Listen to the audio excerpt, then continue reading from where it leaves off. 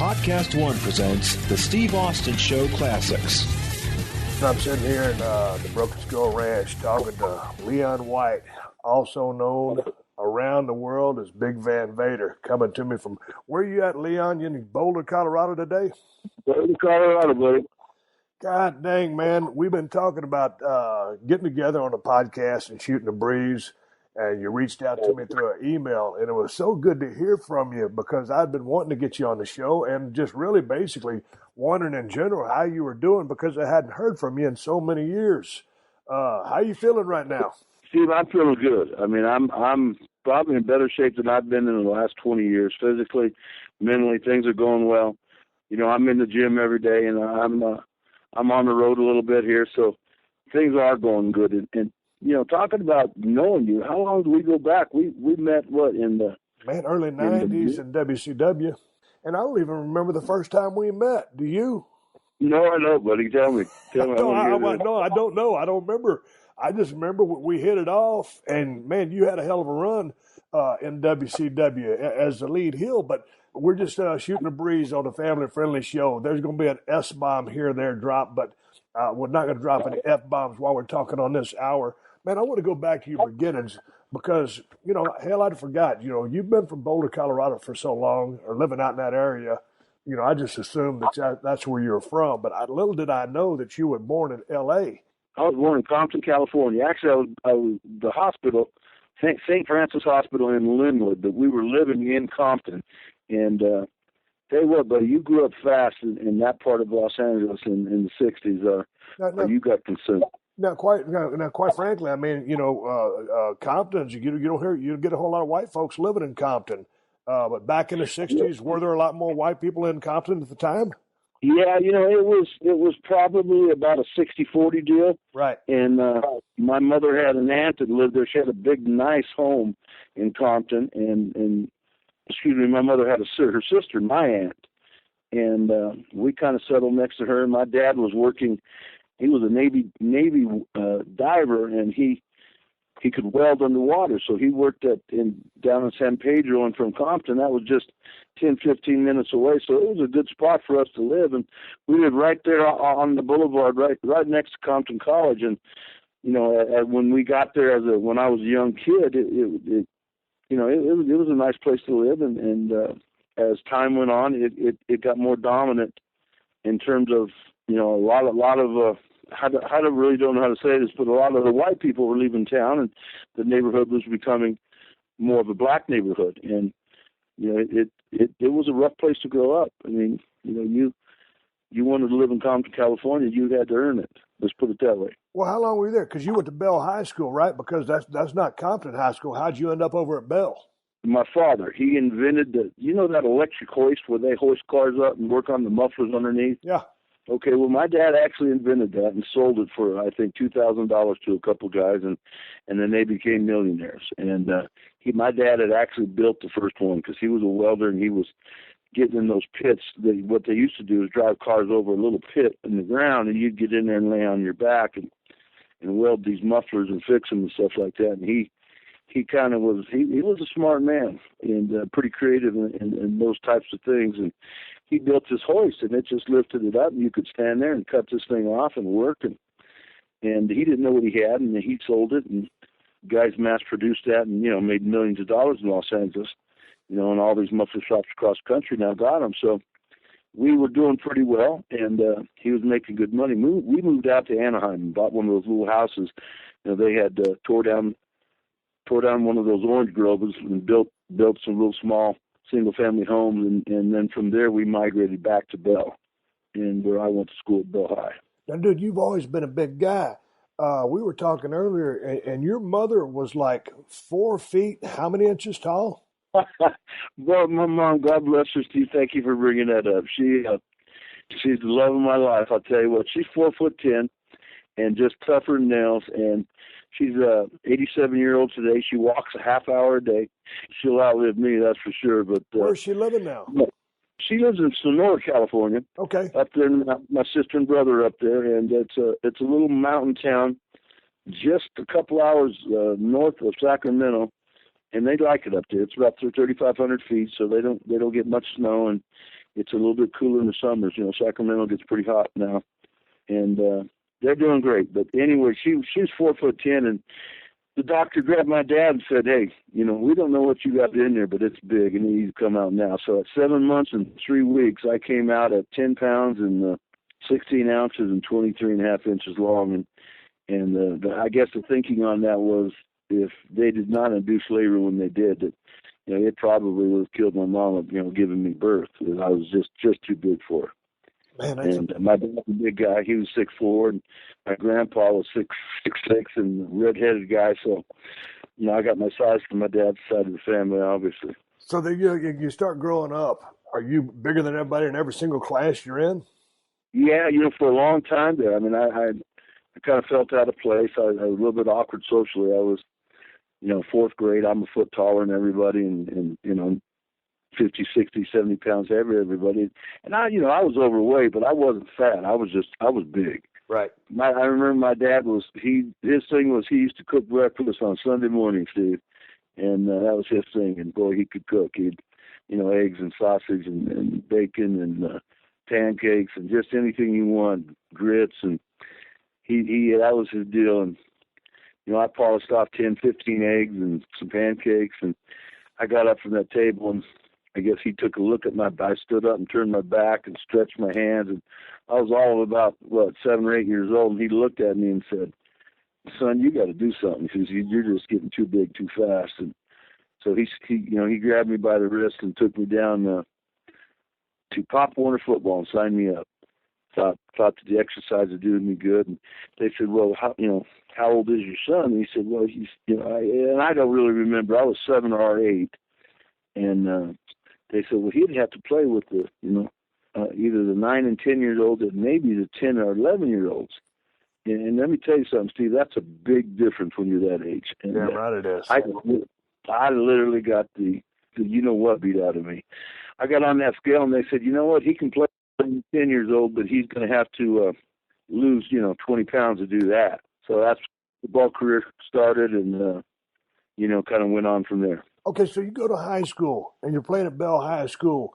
You're All-American. You're all Los Angeles. If you were telling me that, hell, the all Los Angeles team was tougher to make than the All-American team. Was the competition, the roster of talent coming from that area that deep? Well, buddy, let me tell you what. And Steve, I know you're from Texas, and I've had some heated conversations with people from Texas, and there's a lot of good football states and cities, Los Angeles, California.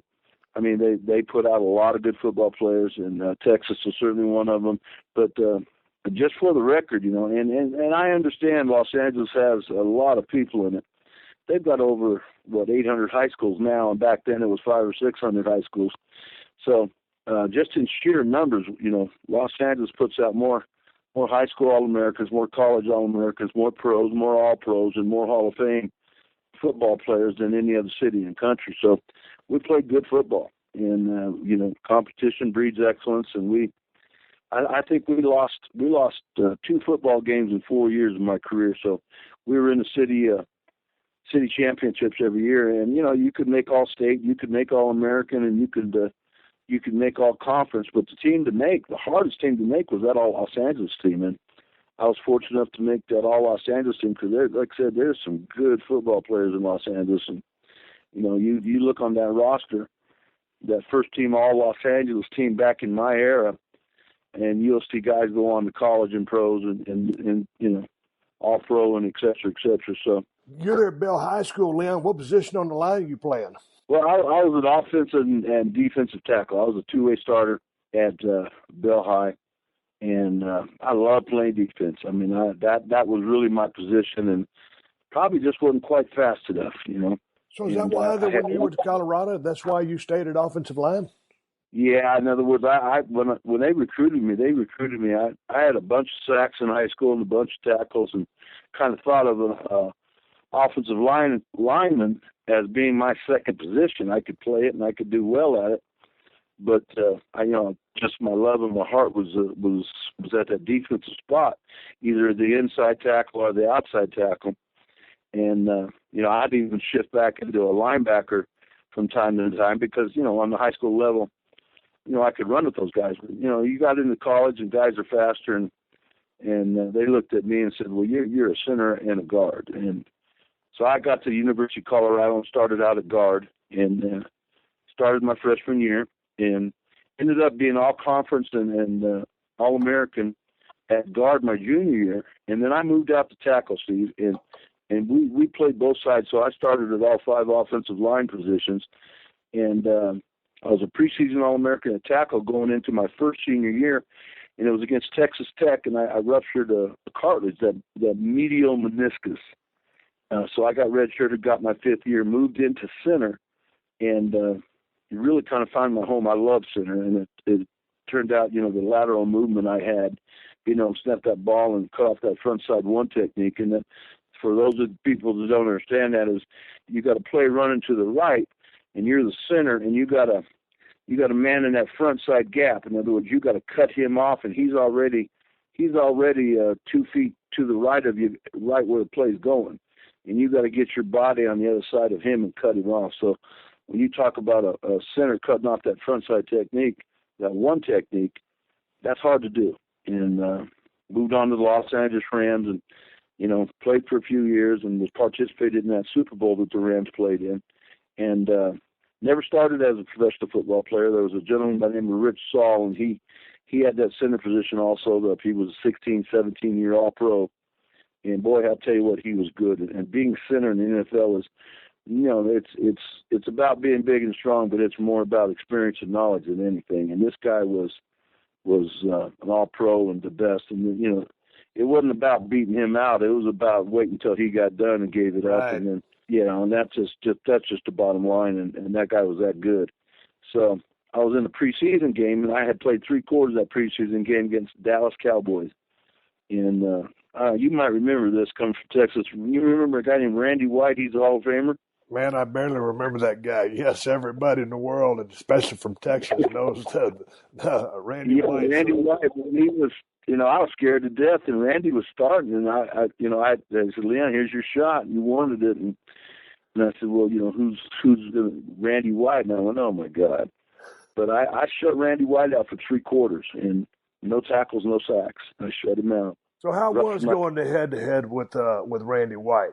He's Hall of Famer. What do you say? I mean, he had the speed and the strength. He was a 500 plus pound bench presser back then, and really had moved in from linebacker. So the thing that I matched up well with Randy is I had quickness and I had strength to match his. And then Randy, being a linebacker, he didn't have the long arms. Right. And really, if I was coming up today, I'd be a good football player, and I might still get up into the NFL. But the NFL offensive guards, not necessarily the centers, but the offensive guards and the tackles, Steve, they have longer arms, and these guys are recruited for this. And it's simple that the defensive linemen have longer arms. So if you're a big, strong offensive guard and your arms are 4 inches shorter than that guy across the line from you, just pure mathematics and sheer geometry is going to tell you he's going to get his hands on you first. And boy, that's a big deal. And then when he's got his hands on you first, and you can't, and you don't have a hold of him, you can't get a grasp on him, he's going to beat you.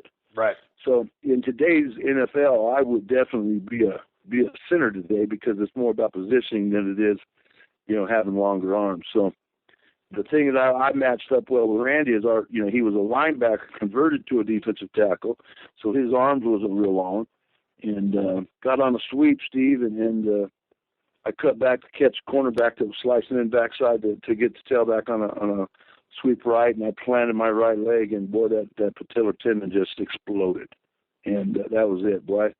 I woke up and took the big hit from the cornerback, because I planted that leg, and boy, he stuck his helmet right under my jaw, and I woke up, and I was out, and I kind of sat up, and I couldn't see my right leg, and where did that go? And I looked, and it just made, at the knee joint, it made a 90-degree turn, right turn, and I couldn't see it, and I was looking at it. Oh, there it is. It's over to the side and to the back. That's not a good sign. So well, that patellar tendon, both ligaments, both cartilages, and the Rams just they put me in the hospital and fixed it all up. And So there you are, Leon. You're what are you weighing while you're playing football? I was 315. I was big for the era. I mean, most guards and centers back then were in that 280, 275, 285 range. So you're 315. What are you benching? You benching 600 at the time? I was probably 520, 525, maybe 530, in that range. What kind of 40 time? Well, I was 485, 49. I was pretty quick for a bit there. And that's pretty good 40. I mean, for me, 315 pounds was light. So, I had good legs and good strength. And you know what, Steve, I couldn't run that after that injury, but that's what my 40 time. Coming out of college, I was legitimate height was 6'3" and 5'8", and that was with an NFL measurement stick. And they're pretty rough on that height. They don't give nothing. You know what I'm saying? Right. And 6'3" and 5'8", and I was like 315 pounds, and I did a single rep at 5 1/4, and then did that 2 1/4. I did it 54 times, and an NFL lineman today is doing it 35 or 40. So I was pretty strong, had a lot of endurance on that rep, but you just got to remember the NFL back then wasn't doing blood testing for any kind of substances that might be in your body. So we were able to take advantage of things that they're not necessarily able to take advantage of today. Right. You know what I'm saying? Oh, I hear what you're saying loud and clear. So you go from having all the materials, all the size, the speed, the strength to be a dominant offensive lineman in the NFL. You get your leg cut out, you blow out the patella tendon. The Los Angeles Rams. Plan B is you go back to Bell and start selling real estate. Did you graduate from Colorado and get a business degree to do that? At the University of Colorado, I did graduate with a business degree, and when you said I went back to Bell, that was I believe I made a mistake in my notes. No, I came back to Boulder when I stayed in L.A. I got a pretty good bonus, and I had bought a fourplex right there in North Long Beach. It was about three blocks off the beach, and I was living in that big 3-bedroom apartment on the ground floor, and then I had 3 2-bedroom apartments in the back. So first thing I did was put that up for sale, and realized there was nothing for me in L.A. And growing up there, I had 2 sets of friends. I had friends that were Los Angeles Rams friends, and once you're not part of the team, I mean, it's kind of weird. You get hurt, and they don't want you around because it's kind of a bad omen. Right. You know what I'm saying? And so it wasn't like I was going to be buddies with these guys. And then your buddies in high school that were still living in Bell, and that is inner city LA. That's South Central. Bell and Southgate and Huntington Park and all that. So that was a whole different life for me, and I didn't want to get back into that environment.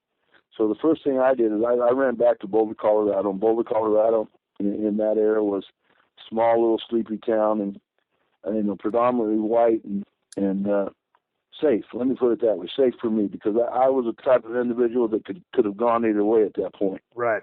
And so I got my real estate degree and went to class and passed that test, started selling real estate. So you're in your early 20s right now, and you spent a big part of your life in the business of professional wrestling, but you haven't mentioned it one time really basically as a part of your growing up. Did you watch the business as a kid? Were you a fan of the business back in the day, or was it purely, I'm a football player and that's it? No, that's a good question. I saw myself, to be honest with you, as a football player. I was gonna play 15 years and make as much money as I could and pay off my house and have a family and then get into coaching football. Right. And I think that I've missed my calling, because that's my passion, is coaching, and I'm good at it. I'm just flat out good at it. And someday I hope I get an opportunity to be in that situation where I can coach young kids, whether it's football, baseball, wrestling. What about coaching some pro wrestling? I mean, to me, watching your mannerisms in the ring, I was watching a lot of old footage of you. One of the things that I've always liked about you, just your mean streak.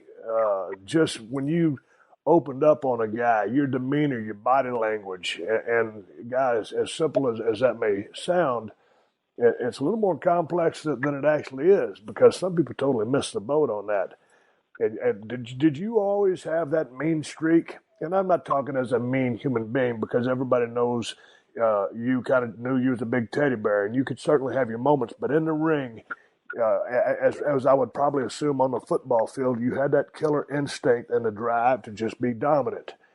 And to me, in football and in wrestling, you must possess that. You know, I don't know, Steve. I've as a football player and as a wrestler, let's just take wrestling. When I walked into the arena, I got into character. I mean, the minute I got out of that car and grabbed my bag and parked in the underground parking. Let's say we were at CNN Center in Atlanta.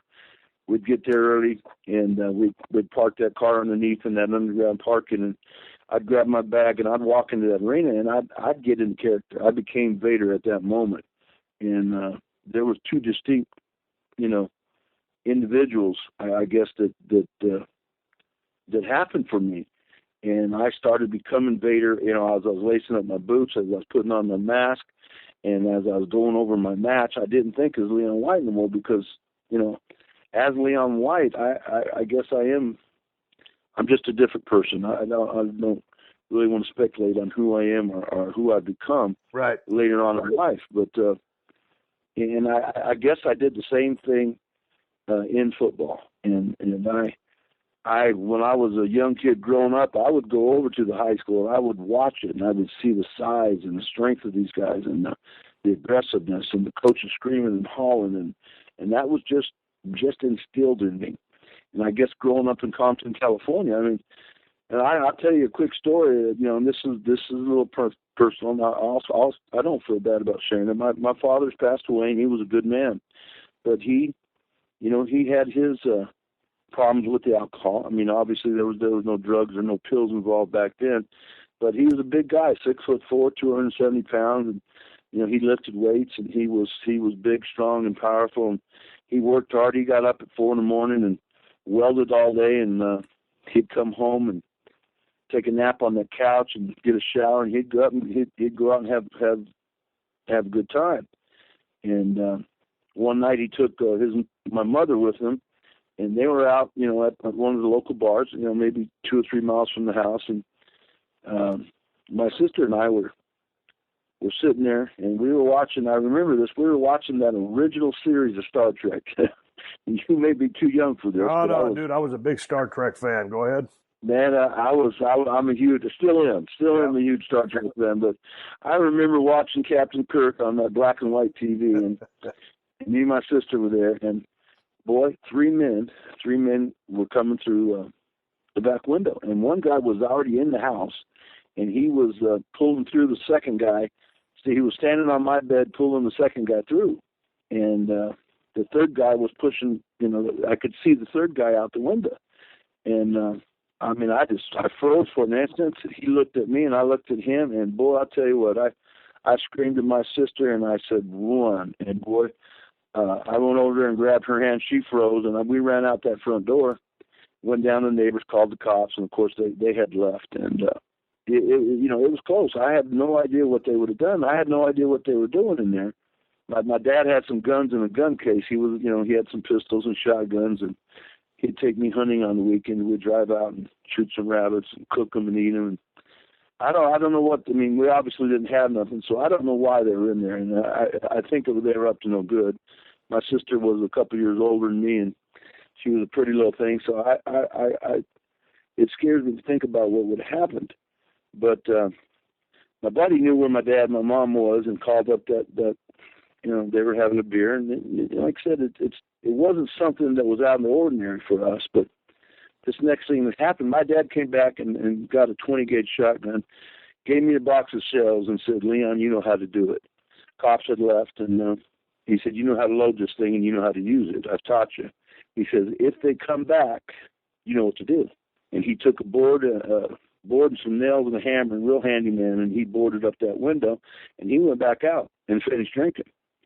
And so I was 8 years old at the time. My sister was 10, and that might tell you a little bit about the my ability to turn it on and turn it off. Right. And at times in my life, I've had trouble turning it off. You got to be Vader for so long and so meaningful. I mean, sometimes I think I went overboard in the character, and I guess it made me real believable.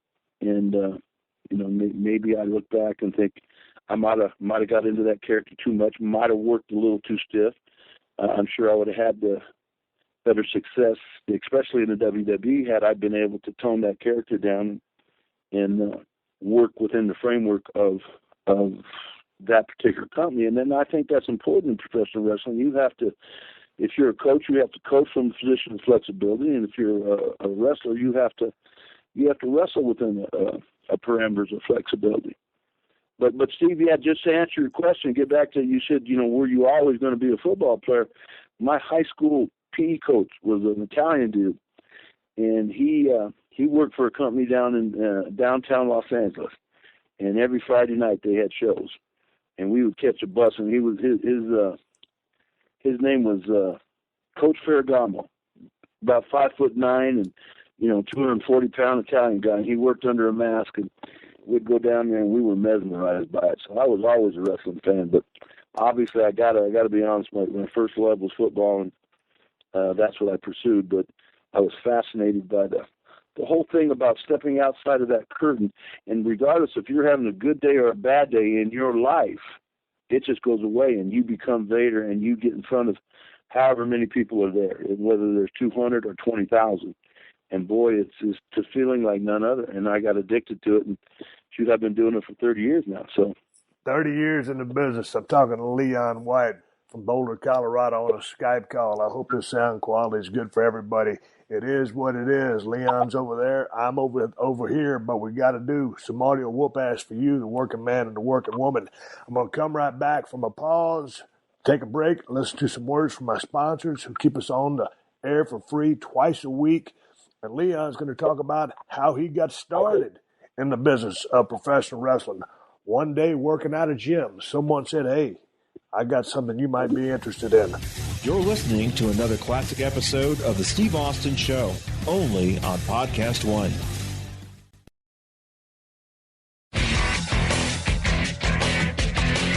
All right, everybody, appreciate you guys tuning in to Steve Austin Show. I'm talking to Leon White, Big Van Vader. When we left off, we got into a little bit of Vader, but we got to get before Vader, because before he was Vader, he started off in the AWA. Leon, okay, ex-football player. You watched the business a little bit. You dug it. So how do you end up getting into business? You know what, buddy? After the Los Angeles Rams, I just got bored. I went back to Boulder and got my real estate license and started selling real estate and doing a little speculating and building a house here and selling the house. And I got bored out of my mind. I got tired of talking to women that wanted this color of curtain and this color of tile. And my goodness, I was about ready to have a fit. And I went down to the local wrestling show down in Denver, and they had a card on there. I mean, Bruiser Brody was on it, Stan Hansen, Jerry Blackwell, Kurt Hennig, Big Scott Hall, down in Denver, Colorado, at that old Denver Coliseum, and it held 88,800 people, and boy, it was jam-packed. And that was exciting, I'll tell you what. And I put on a pair of cowboy boots and a cowboy hat, and I had now ballooned up to 400+ pounds, and I was in the gym. And buddy, I could bench press 600 pounds. I could squat 1,000. And my claim to fame, man, is I could take 365 pounds behind my neck and jump press that weight 12, 15 times and in a rep. And I used to stop the gym. I mean, I don't care where I was, if I was in Venice Beach, California, or in some that just everyone stopped and looked, because there was no one in the gym that could do that. Not that many reps. And that was just my thing. I don't know why I was good at it. I was good at that overhead press, and they said, "That's a big dude, and that's a lot of weight to be jerking over your head." So I was bigger than a horse, man, and had gained a bunch of weight purposely for this meeting. I thought, hey, the bigger the better, right? Because you're watching these guys on TV, and you're thinking they're all 6'8" and all 400 pounds, and TV put size on people. And I walked in there, and really saw the size of people and said, "Damn, I gained all this weight for nothing." So, but I remember I didn't knock on the door, Steve, and I just walked in, and everybody just froze. And a guy named Bruiser Brody stood up, walked over, and I had my boots on, and Brody was about 6'5", and he had his boots on, and so we were about eye to eye. He was a little taller than me, but I had a big boot on. So he said, "What the f*** you want in my locker room?" And I said, "I'm here to get a job. That's what I'm here for." And I stared him right back in the eye. And Brody was just no one to mess with, period, and we all know that. And may he rest in peace. But he turned out to be a pretty good friend of mine, and we had some places matches together. But Greg Gagne was there, and a guy named Brad Riggins was there, and they come rushing over, and Kurt Hennig, they came rushing over, and said, "Hey, man, you can't be in here." And I said, "Wait a minute, man, this is who I am." And I live right down the road, and I played football at the University of Colorado, and I played for the Los Angeles Rams, and I had my Super Bowl ring on, and I was ready. Right. And Gene Reed, the promoter, and may he rest in peace, he said, "Yeah, I know who Leon is. We need to talk to this guy." And he calmed everyone down. So Brody went and sat down. Hey, let me jump in here real quick, Leon, because first of all, to all my fans out there, I'm sure you can assume that the professional wrestling dressing room is super kayfabe. Now, if you go way back about 25 years or 30 years when Leon's talking about he first walks into this dressing room, you're talking about triple kayfabe. I mean, dude, you just walked in a badass area where the business was protected. And if you were just some unbeknownst fan just thinking you're going to walk in on a meeting or what the boys are doing, it's a good way to get your ass handed to you. So it was absolutely crazy. So what possessed you to even just get the idea to go in there and say, "Hey, I want a job"? Well, like Steve, like I said, I was going crazy selling real estate. You must have been. Out of my mind. And like I said, I got a pair of jeans on and a tight T-shirt, and I was 415 pounds, and I just said, "You know what, I'm going to do it." And I stood by that door. I stood outside that door for an hour, probably at least an hour before I had the guts just to push it open or open it up and walk in. So what happens? What are you thinking when Brody comes up to you face to face, and you've only seen him as a fan sitting in a chair? He's in the ring doing his thing, and of course, Brody's one of my favorite all time. He had that look and that intimidating presence, that the size. And again, you're a big man, but you're talking about Bruiser Brody, the guy you've been seeing on TV. So, I mean, when he comes walking up to you, what are you thinking?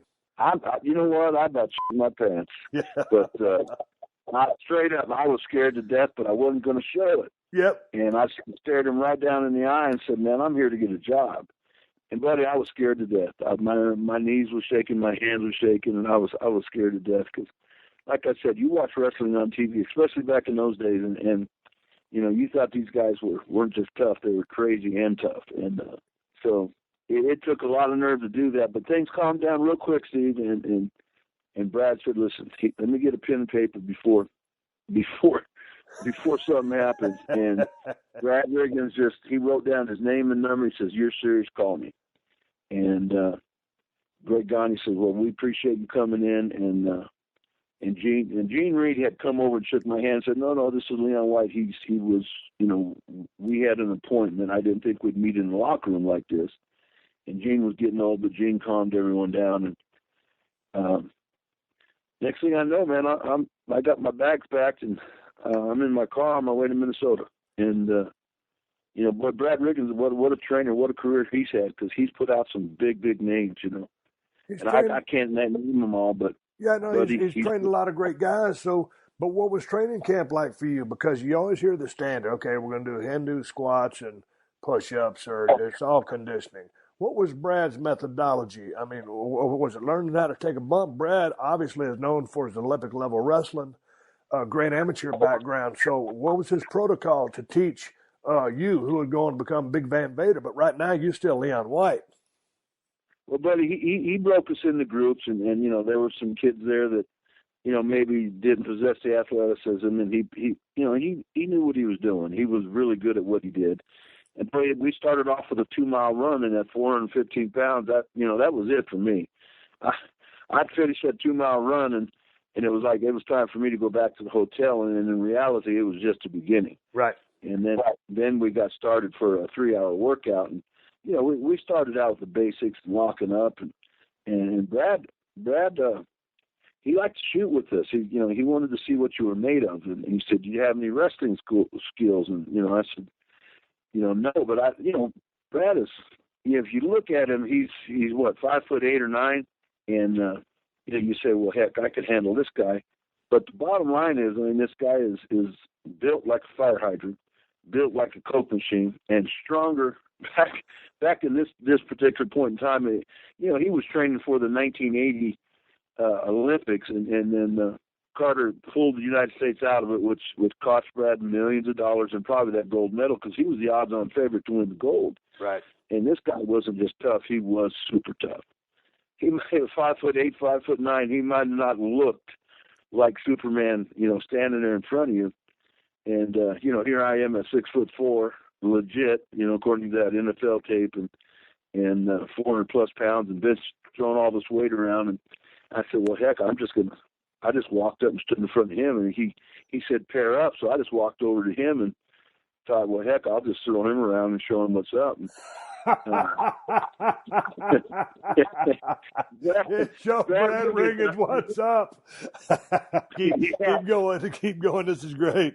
Well, Brad Riggins, he was, you talk about a wrestling fanatic. He had a big, nice house, 4 or 5 bedroom home. And he had a enclosed, because we're talking about Minnesota, enclosed pool, jacuzzi, everything.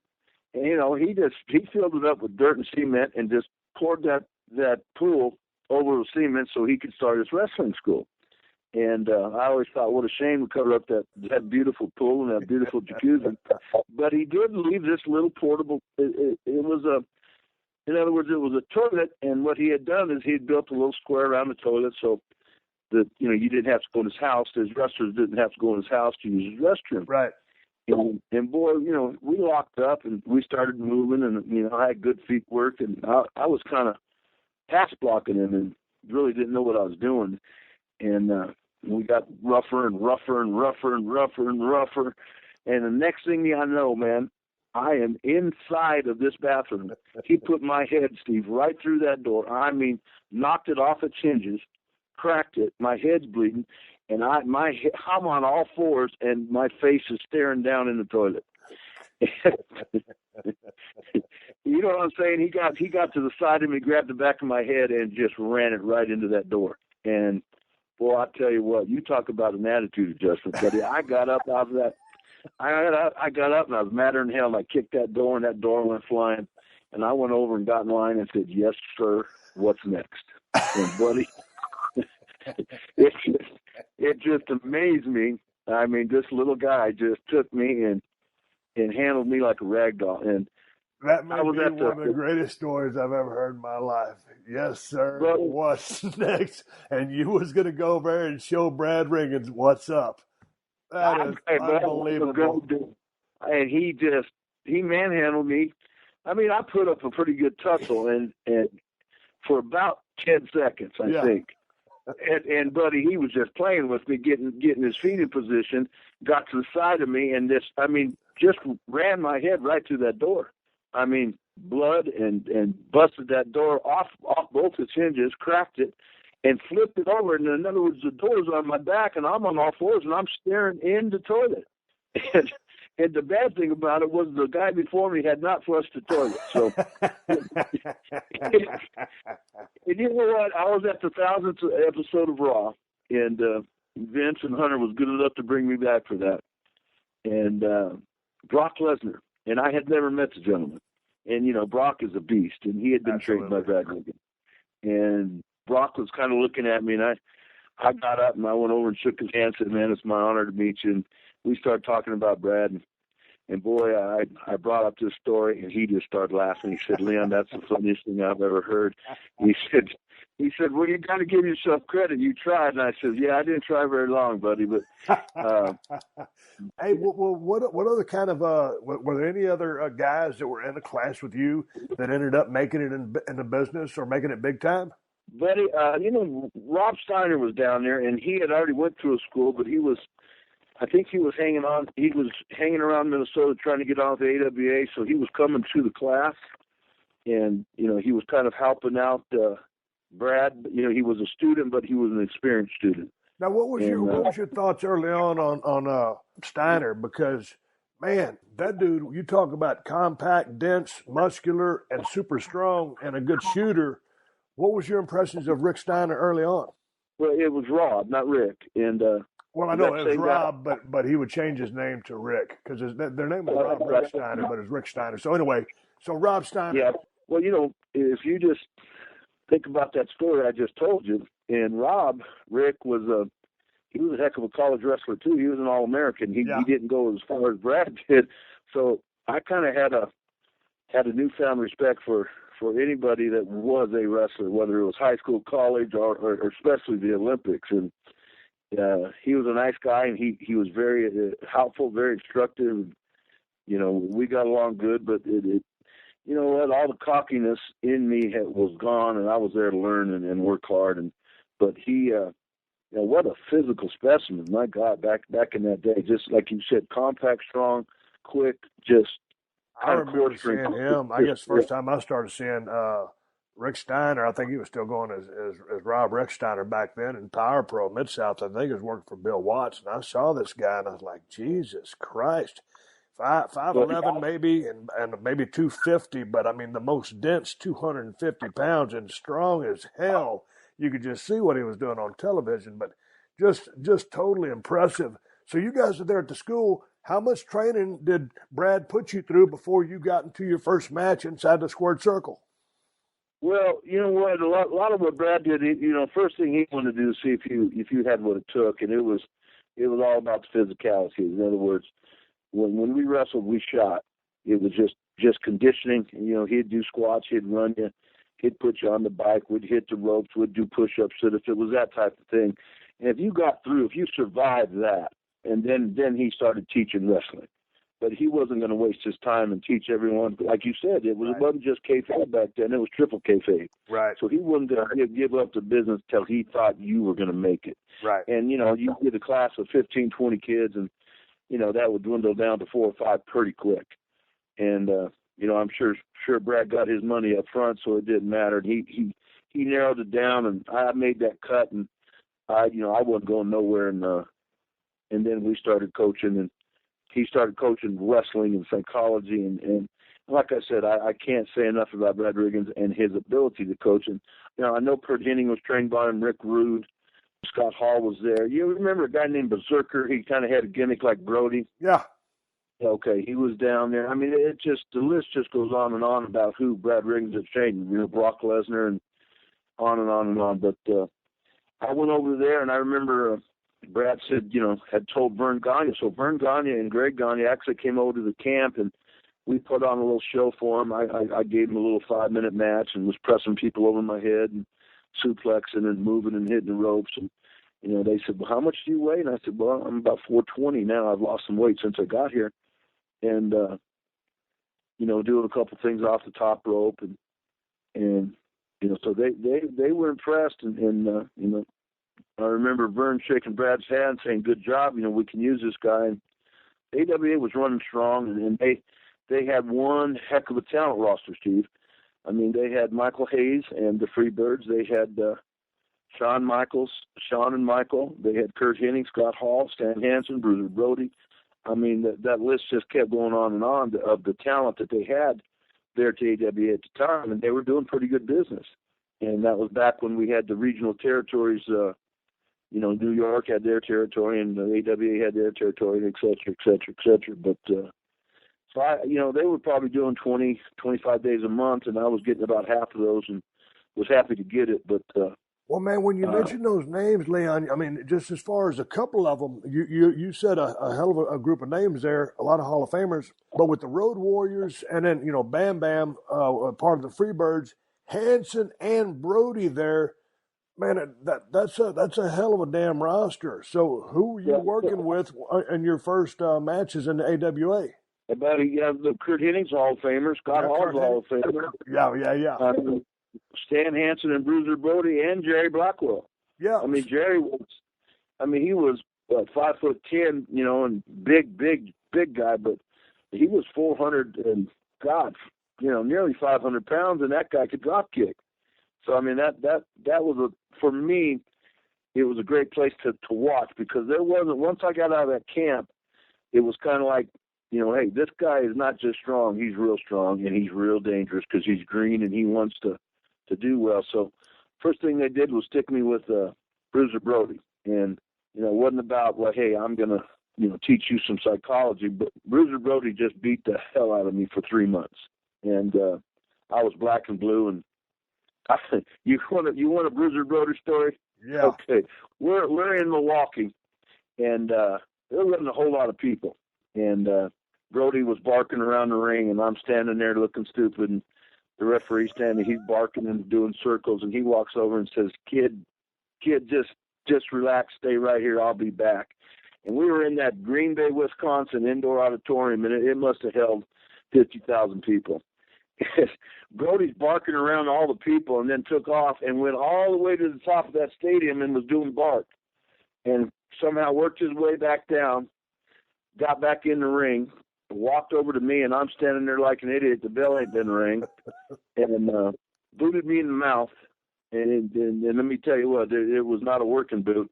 I took the hit on the back, and he had a chair in his hand, and the chair obviously had Milwaukee Chair Company on that chair. Okay, and it was engraved in that chair, and he hit me in the back right in front of the referee, because his intent was to get disqualified, and that was it. He didn't like something. He was upset about something, because I remember Nick Bockwinkel was the booker, and him and Nick had some words before the match. Maybe it's because he had to work with me, because I was just greener than green. I don't know.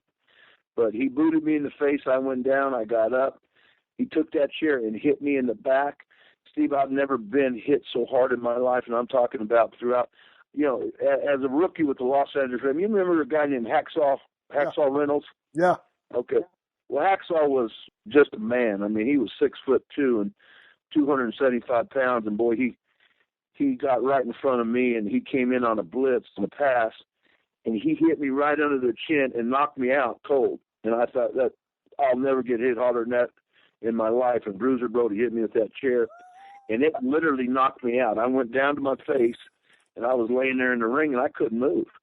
I opened my eyes, and I actually took my fingers in to make sure they were open, and I still couldn't see. All I saw was black. And I went into the locker room, and Kurt Pitting, who was just in my book was one of the all-time great individuals, just funny, fun to be around. I drove with him and Scott. Scott and I had developed a friendship back then, and Kurt Pitting. And Scott came over and said, "Let me see your back." And he starts laughing, and he got everyone around there. And on my back was imprinted the Milwaukee Chair Company. And he had hit me so hard that the lettering had made an impression on my back. And you literally could read it. So, buddy, I'll tell you what, that I've never been hit harder than that in my life. And so from Bruiser Brody, I went to Stan Hansen. And, that wasn't much better. And then I finally got to Jerry Blackwell. And he had a softer side to him. He was a big, tough guy, don't get me wrong, but he started teaching me a little bit, and from there I started learning, and my master started improving. And well, let's go back to the Bruiser Brody story when he shellacked with the chair after the big boot to the gourd. Usually there's a little conversation that happens after the goings on in a match. Did you say, "Hey, what's up," or shake hands, or say, "Are you just going about your business?" Because obviously you went out there thinking you was going to work a match, and not so much. Well, no, he came up to me. He came up to me and stuck his hand out and said, "Leon, that wasn't about you. I apologize. I hope you're all right." I mean, he wasn't apologetic, but he explained it, that there's some things going on. And you know what? I was in no position. I mean, again, this was Bruiser Brody. He was, making big money over in Japan, and really was doing this part-time for Vern Gagne on his days off from Japan. But he had a full schedule with Baba, as did Stan. So Stan and Brody would come together, and Stan Hansen in his prime and Bruiser Brody in his prime. Let me tell you what, they're two mean cats. I mean, they could get in the ring and flat get the job done, and I can't say it without cussing, so I'm gonna let it go. Go but ahead. They could get it done. Oh, they could fight or climb a tree. Let me tell you what, Bruiser Brody in his prime, 6'5", 340 pounds, and no fat on him, and he was in shape. He didn't drink, he didn't, and Stan the same way. Stan was, wasn't quite as tall as Brody, but about 340. And let me tell you what, man, that was a tough job. You're listening to another classic episode of The Steve Austin Show, only on PodcastOne.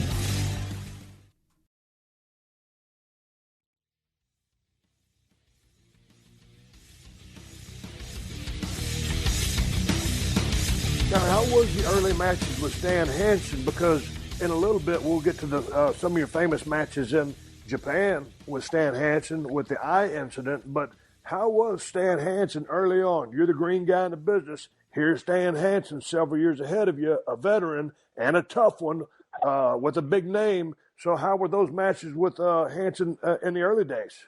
I've never had a match quite like the one I had with Brody, but you know what? Stan basically said, his attitude is, so you want to be a wrestler. You're a big football star and you're a big kid. And, he's heard all the stories about how much weight I was throwing around in the gym. And, it's kind of like marking your territory. And he did that. I mean, I've taken that clothesline and just flipped me end over end, all 400 pounds of me. And I've taken his big boot. And it was kind of a process with me. I felt in my mind that there was dues to be paid, and then, you had to take what they were given and keep your mouth shut and get back in the next day to a degree and for a period of time. And that's what happened with me. It's like, I took it. I felt I paid my dues, and then there came a time and a point where it just all of a sudden, you know what, I am 400 pounds and I can bench for 600, and you know what, I don't think you could do this if I don't let you do it. Right. In other words, there was a definite respect. In other words, I paid my dues, I gave my respect, and I learned. And once I got to the point where I felt I was competent in the ring to have a match, then I started demanding to be given one. And if it didn't happen, well, then you'd have to prove it. Yeah, but that's the process. Yeah, go and pay your dues. You're going to take some shellackings as part of that process, and along with that paying of dues comes the learning curve, and then all of a sudden you start equaling things out, and it's like, okay, now here's what the story is. All due respect, yeah, I know who you are, but this is who I'm turning into right now. So, who came up with that? What'd you start off with there, Leon? Were you the baby bull then, or bull power? I started off actually in college as the baby bull. There was a senior All-American lineman at the University of Colorado. He just called me the baby bull, and then as I got to be a sophomore and a junior and a senior, it went from the baby bull to bull power, and then my senior year, they just called me the bull. And so I naturally took that nickname from college football and thought, hey, the bull power, and I got some leather straps around my wrists and shaved my head and put, I was going bald anyways up top, so I, got those horns and, kind of took that idea off the Road Warriors a little bit and just tried to come up with something. And so I was started out in the AWA as the bull power, or just the bull. Okay, and, so the Road Warriors are there. That when they saw you do the haircut gimmick, were they saying, "Hey, this is gimmick infringement," or were they cool with what you were doing?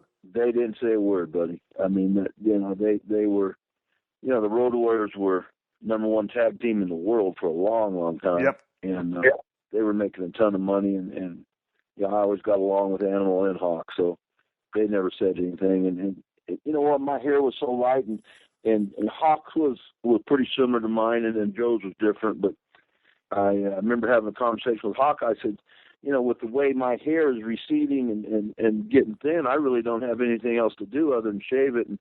And I tried that, and that didn't look good, so I grew the horns back, and they were fine with it. They were, again, they were making a ton of money on their gimmick sales, their merchandise, and they were getting paid a lot of money. And, it didn't affect them, and it just wasn't a problem for them. Did you see Shawn Michaels and Marty Jannetty were there as the Rockers, Midnight Rockers? Did you see greatness on those kids at an early age? or did you just think there was a couple of pain in the ass guys who were pretty athletic and all the girls liked them? Well, you know what? That was the case.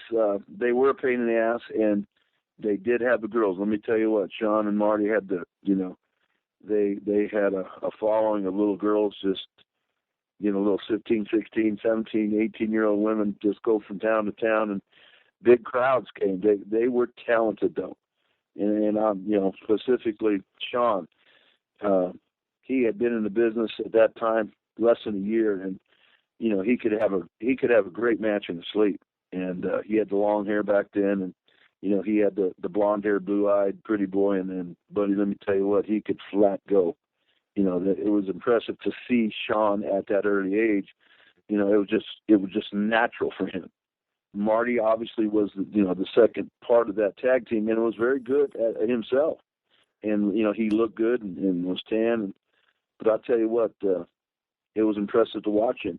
And then again, that whole crew was Hall of Fame. Kurt Henning's in the Hall of Fame. Oh, I know. I know what you thought about Kurt. And I know you struck up a friendship with Scott, and he just got into the Hall of Fame. And, of course, I followed Scott from way back. And, man, a very, very talented guy. But what were your early impressions of the Freebirds?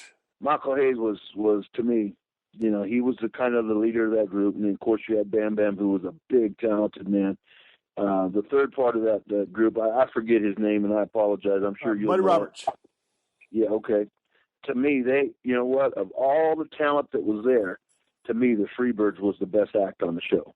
I mean, and I'm talking about from the point, and especially Michael Hayes, from the point of walking out the curtain and getting in that ring and putting on a show. And we're talking about tag team specialists. They always work 6 men. And man, I'll tell you what, I was a mark watching these guys work. And Bam Bam was what? He was right around 300 pounds, and probably, I don't know, 6'3" or 4. And Buddy, he could move. He could flat get it, and he'd hit those ropes and move. And they had their act down from Japan. And did you work with Gordy any over in Japan later on? No, I never hooked up with him. I was with Inoki, and he was with Baba. Right. Him and Dr. Death hooked up quite a bit. But for the era, they were ahead of their time. Not only work in the ring, but the whole thing, the music, the hair, the look, and everybody else was kind of a step behind. But, I mean, of all that talent there, you talk about Bruiser Brody and Stan. We've been through this list. I thought the best of that group in that era were the Freebirds. They had it all. When they came to Dallas, I was playing football at North Texas State University. I used to drive up to the Sportatorium and drink beer to watch the Von Erichs fight the Freebirds. And that damn Michael Hayes used to piss me off to no ends, which he was doing his job. And he's one of my favorites of all time. And he talked trash all day long. And then they backed it up in the ring. And he was a heat-seeking missile on the microphone. And then you had Big Gordy in there laying the heat down, and Buddy Roberts was that guy that everybody thought they could kick his ass if they just got their hands on him. And it was just pandemonium there in the Sportatorium. So I was a big fan of the Freebirds. Surprised they're not in the Hall of Fame yet. But talking about the Hall of Fame, they've got the Four Horsemen in there, right? So they have the ability to put a group of people in, like a tag team. And I know Michael is Mr. Hayes is associated with the WWE. I believe he works for him, and I don't know why that hadn't happened, because the Fabulous Freebirds are, wow, they were ahead. They were 20 years ahead of their time and could flat entertain, put on a show. And probably of the three, Bam Bam was probably the best worker. Yes, but it wasn't about individual work. It was about that team effort in the show. The bottom line was entertainment, and they flat got it the job done. But I was really impressed with Michael and the look, and like you said, he could get it on the mic. But how was Vern to work for as a promoter? Well, my mom always told me, if you don't got nothing good to say, you probably shouldn't say it. But he paid good money. Yeah, and if you were on the show and he did well, I thought he was fair, especially to me just starting out. And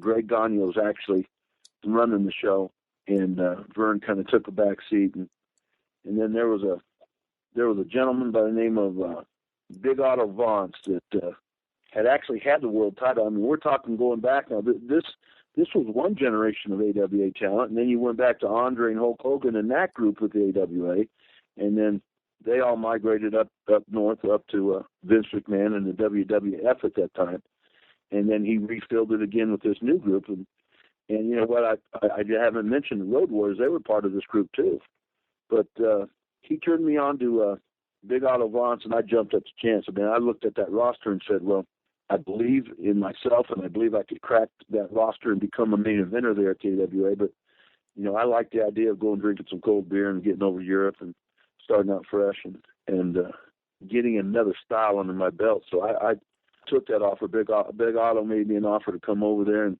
offered me guaranteed money. And while I was gone, and while I was over there in Austria, and boy, it was beautiful, beautiful time in my life, and you know, had a lot of fun. So coming out of AWA, you'd been there roughly 2 years, and so you were coming along pretty good as a hand in the ring. Yes, sir. Mm-hmm. And then you get the call. Otto Vance wants you to come down there to the CWA, and you say, "Hey, man, this is going to be a good move for you." Vern also felt this was a good move for you to get a little bit more learning and get a little bit more experience. Well, the way it was put to me was, Leon, you know, hey, look at the talent we got in front of you, and we believe that you could become something special. But, you know, there's a long list here. And, you know, again, you're talking about the Road Warriors, the Fabulous Freebirds, and, you know, just to be on that lineup, to get on that card was something else. The Road Warriors, the Freebirds, you know, Jerry Blackwell, Stan Hansen, Bruiser Brody, Kurt Hennings, Shawn Michaels. Everything you're mentioning is the main event match. So where were you on the card? You know, I was going to save this for a little bit later, but myself and Scott Hall and Greg Gagne, you know, they were playing up the Ram thing, you know, a lot, real big, and they would tag us up, and I would get into the main event in that aspect. And we fought Larry Sabisco and Masa Saito and another big Japanese kid, and that's how Masa Saito worked with me. And Masa had Ken Patera and himself had gotten into a little trouble. I don't want to get into it, right? But they spent a little time in the Huskow, and they got out. And Masa, you know, he was in. Tell you what, he was eating in prison, because he came out of prison. He was about 300 pounds and muscled up. He was in that gym every day. And he's just, you know, Masa wasn't but about 5'9" and 300 pounds, and was just thick, solid as your wall you're sitting next to. I mean, he was just rock hard, scary looking dude. And we got in there, and you know, he saw me move and lock up, and I grabbed him, snatched him over my head, and pressed him a couple times, and this was really basically, I had wrestled him. I was working full time for Otto and had come back for Christmas and did a couple shots for Vern. And I happened to go to, it was in Las Vegas, and there was a TV match. And so Inoki, Masa Saito was then working for Inoki and said, hey, we got to get this guy. I mean, I guess they had tried to give the Ultimate Warrior the Vader gimmick and offered him the helmet and offered him the spot. So they had the Vader gimmick already established. They were looking for the right person to put the Vader gimmick on. And we're talking about Antonio Inoki and New Japan, and Masa Saito is basically scouting you. Well, yes, sir. That's right. And what they had done is they offered it to the Warrior and then brought him over and got him in some matches. And the thing about, in my opinion, in all of wrestling, but specifically in Japan, Steve, athleticism plays a big part. These Japanese wrestlers are as good as any wrestlers are wrestling in the world, and maybe better. The discipline standpoint, their matches are longer, they're entertaining, their finishes are intricate. And technicality, yes. But it's based on athleticism. And the Ultimate Warrior, I mean, he looked fantastic, but maybe it was a little bit awkward at times. It didn't have, you know, these Japanese guys are doing intricate moves and spots. And man, so, going back to the day, let me jump in here, Leon. Going back to the day, and of course, Ultimate Warrior just went to the Hall of Fame. Unfortunately, just passed away. I used to pay my money to go see him down there in Dallas, Texas, as a Dingo Warrior. But that gimmick, with his work style, with his work rate, not so much. Well, not over there. Not over there. Yeah, these guys were. All these guys, you start with Inoki to Choshu and Chono and Muta and Mizawa. These guys weren't just good wrestlers, and you're talking about, you know, they lived, eat, and breathed it. I mean, they had dojo set up, and they had sleeping bags. They slept on the floor of the, the ring was right there, and you'd have 30 guys sleeping around the ring. They'd wake up and fold up their sleeping bags and go to work.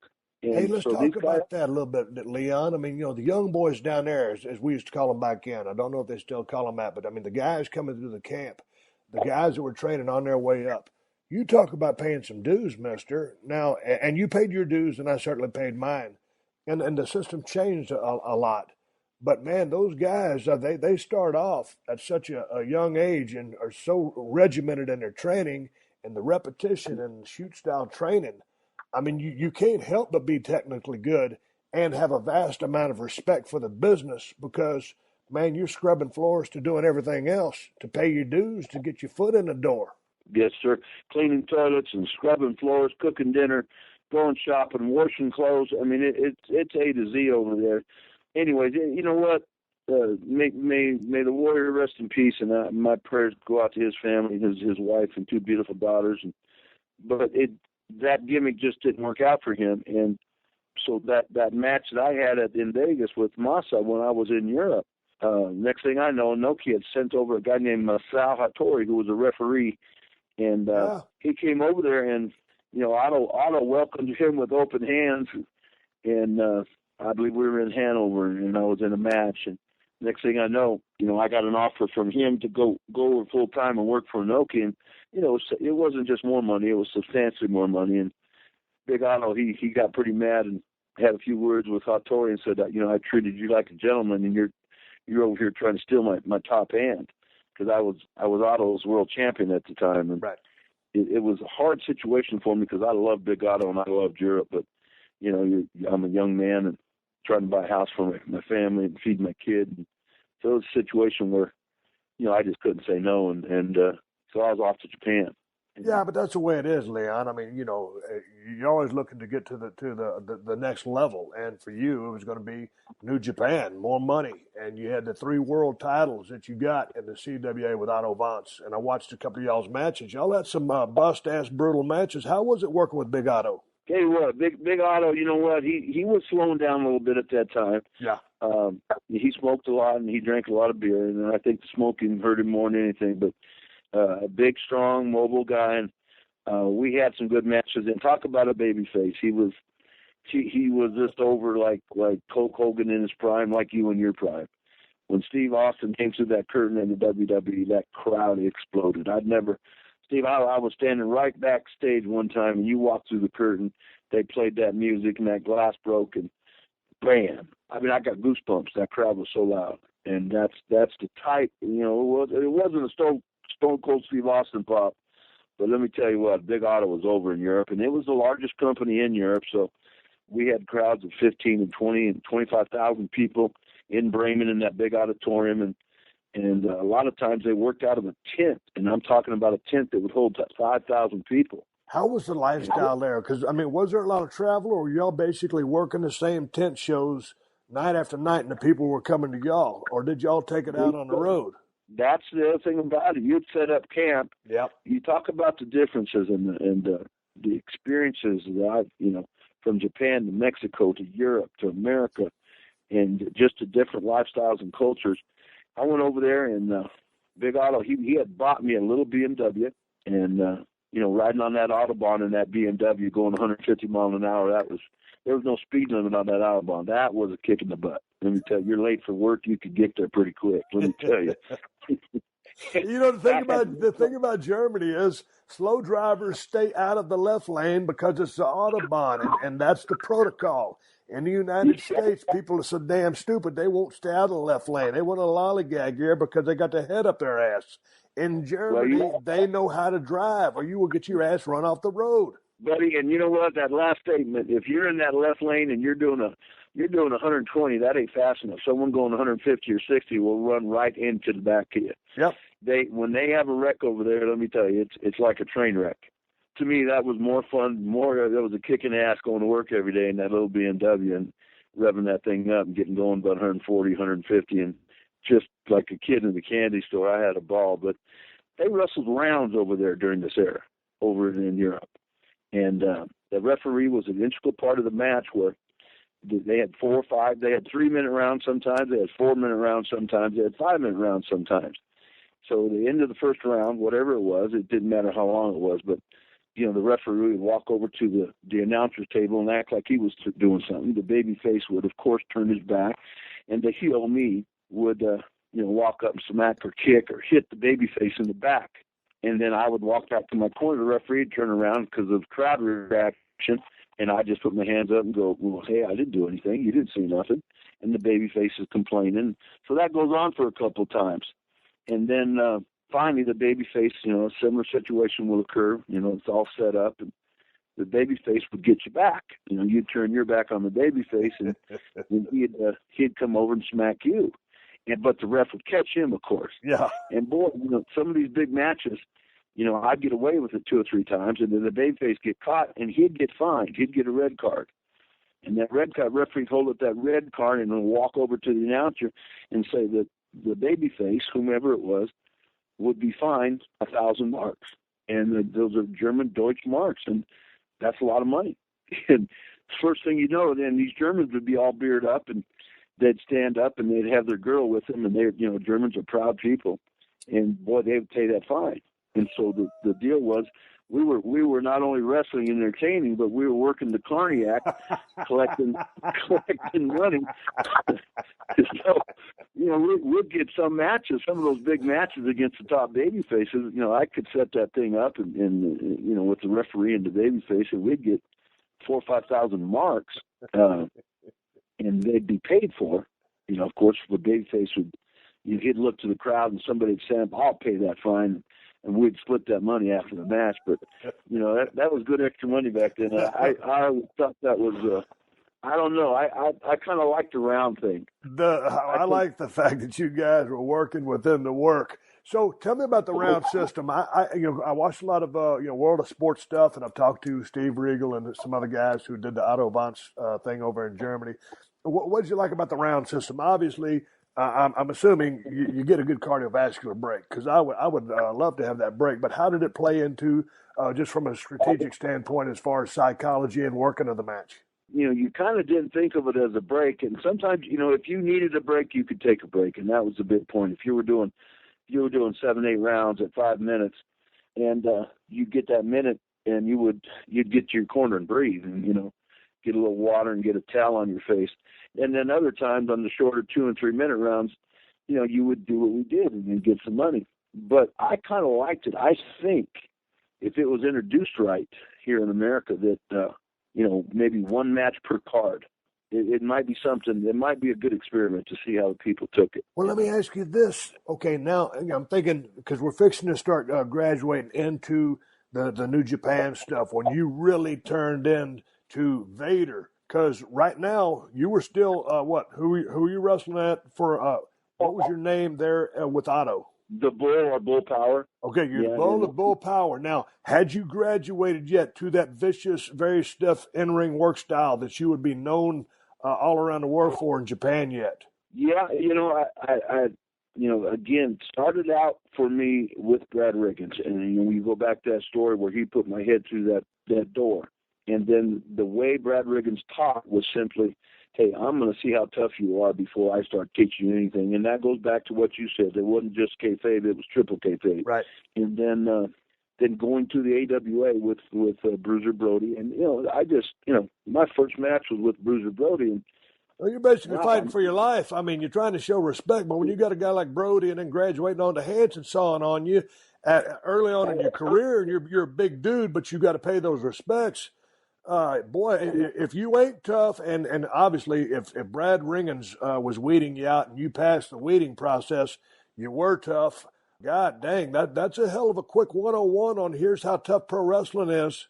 But you know what, you have a way of putting things that gets right to the point, Steve. But then I went from Bruiser Brody, and then Stan Hansen, and just I got hit in the Adam's apple with that big left clothesline so many times.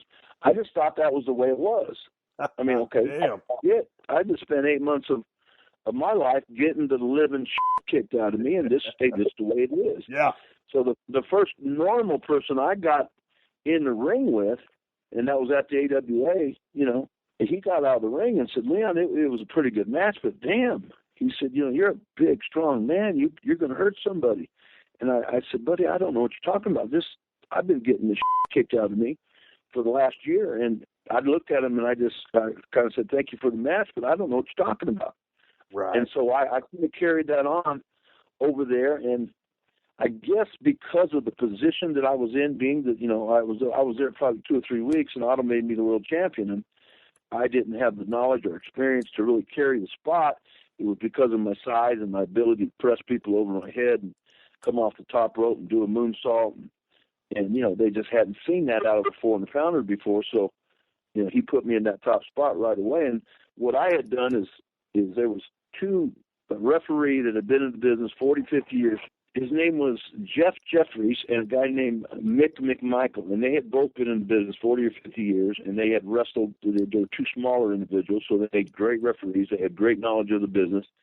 I'd take that money, and I would pay them to meet me in the arena or the tent, whatever it was, during the day. Say around 2 o'clock, I'd get up in the morning and eat breakfast and go to the gym for an hour, hour and a half, and then come and work with those guys for 2 hours. And they said, man, we're going to start over from scratch. I mean, we're going to teach you how to lock up, how to take it on, and how to do this, and how to properly, so you can get up to that top rope because you're just a big athletic guy, but you're not doing it right. There's a way to get up there. And they just basically retrained me. Not that Brad Riggins had done a bad job, but basically they kind of put some fine touches and some finesse on. Right. I call it the accumulation of the little thing. If I was doing 20 things wrong, they would just take one thing a day and fix it. And I believe that helped me a great deal. Well, that that shows a lot of gumption on your part to be smart enough to say, hey, man, can you guys help me out?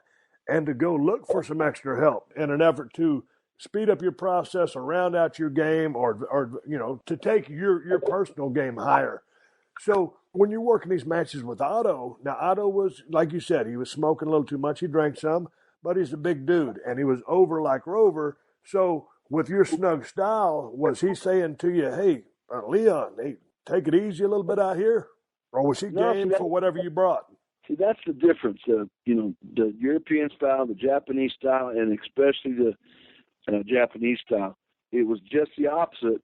Now, Otto was saying, the plan for my company is based around you being my world champion, and I'm going to create this monster out of you, and you have to show it in the ring. He said, I'm telling guys that I'm telling you to work stiff and to become that monster. Wow. I mean, when you hit somebody, hit them, and he said, do the same with me.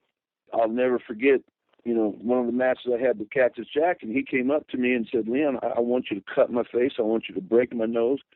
And this was kind of the attitude that I was given, from Otto. He said, these guys that working with you, I know you're going to lay them in, and we want you to lay them in, and we're going to create this, and we're going to do some business. And he said, you can't put people in the hospital, but we want you to work stiff and we want you to work snug. And it was successful for me. And then, of course, going over to Mexico, it was pretty much the same thing. Going over to Japan, I mean, I sat down in a room with Inoki and Masa Saito, and they said, listen, just go out there and be a monster. Do whatever you want to do, but get over. All right, you got Antonio Inoki and Masa Saito sitting you down, telling you, hey, go out there and be a monster and get over. Y'all heard that? Yeah. They told Leon White to go out, be physical, and get over. And that's why I'm bringing today's show to a close. Done sit here and talk to Big Leon White for a hell of a long edition of this Steve Austin Show. Thank you for joining us for another classic episode of The Steve Austin Show.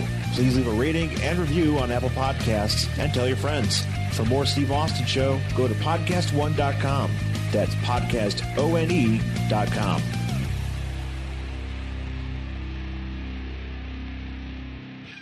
Seven years ago, college wrestler Damian Hurd disappeared from a party in Gunnison, Colorado. Everyone had been drinking or whatever, the usual party scene. When, how, and why he left are questions I need your help to understand. Nobody's heard from him. No, it's just like he disappeared. From Cold Case Productions and PodcastOne, Final Days on Earth, The Life and Death of Damian Hurd. I'm your host, Claire Sanama. Join me April 20th for the season premiere. Yo, what's good? It's your boy, Big Brother Jake, a.k.a. Jake Warner, my government name. Check it out. I host a show called the Big Brother Jake Podcast, and I've taken my talents to the biggest and baddest platform on the planet. That's right, baby, PodcastOne. My show is unique as I talk about everything. Life, sports, entertainment, being a single dad juggling several jobs. I'm a hot mess, but it's damn entertaining. Subscribe and review now on Apple Podcasts and listen on PodcastOne or wherever you get your podcasts. Pluto TV is TV the way it should be, free. With over 300 channels, thousands of movies and TV shows costing zeros of dollars. So if you want to watch shows like Ghost, The Walking Dead, CSI, Star Trek, or The Price is Right, well, The Price is Right. It's free. Hit movies like Braveheart, Sonic the Hedgehog, Anchorman, The Legend of Ron Burgundy, or Mean Girls won't cost you a thing because everything is free.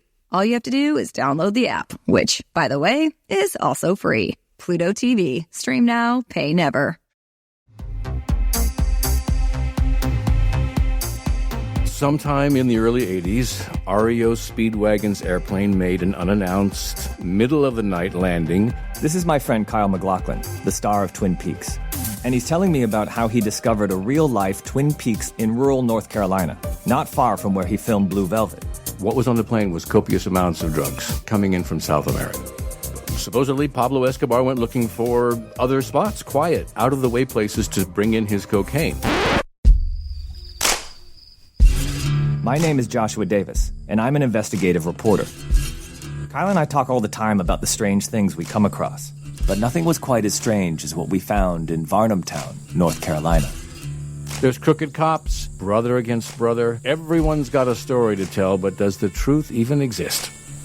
Welcome to Varnamtown. Varnamtown is available wherever you listen to podcasts.